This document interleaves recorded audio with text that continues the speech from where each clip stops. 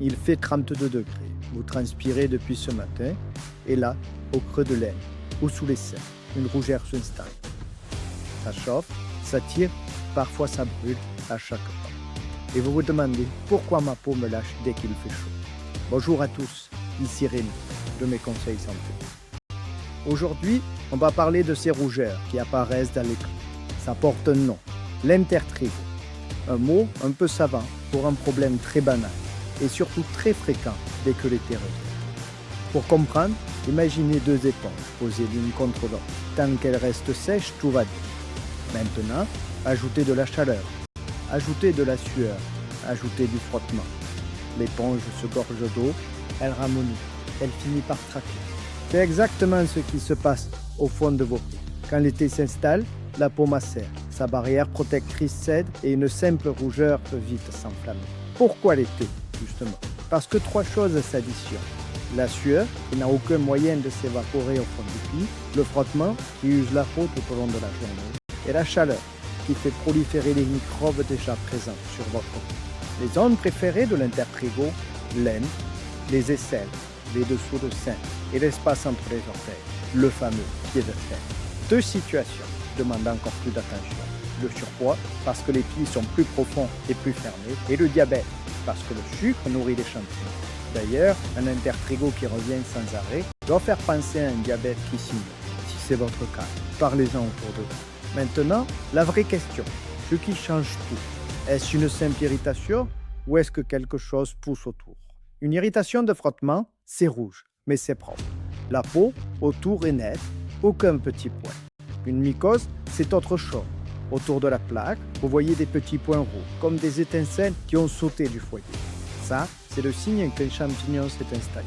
La zone devient brillante, humide et s'agrande beaucoup. Parfois, ce n'est pas un champignon, mais une bactérie.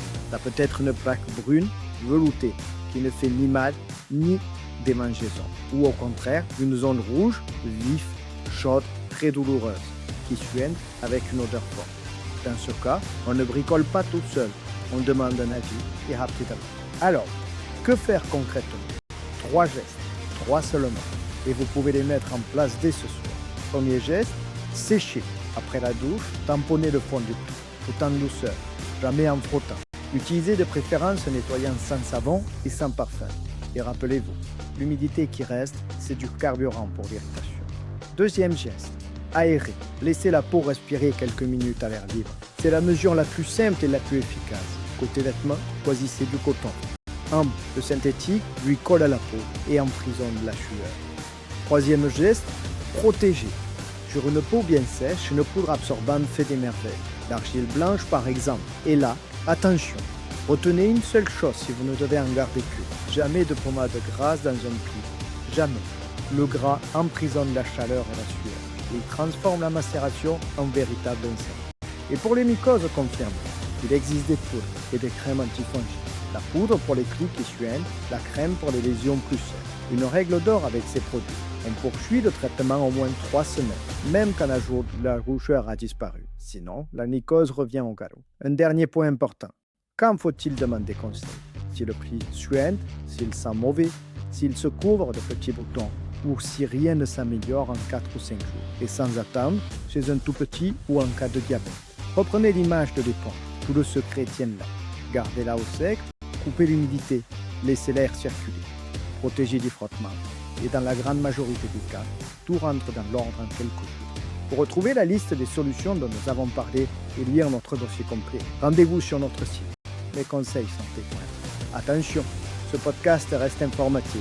Il ne remplace en aucun cas une consultation médicale. En cas de mal-être profond ou de symptômes persistants, consultez impérativement votre médecin ou votre pharmacien. Prenez soin de vous et à très vite.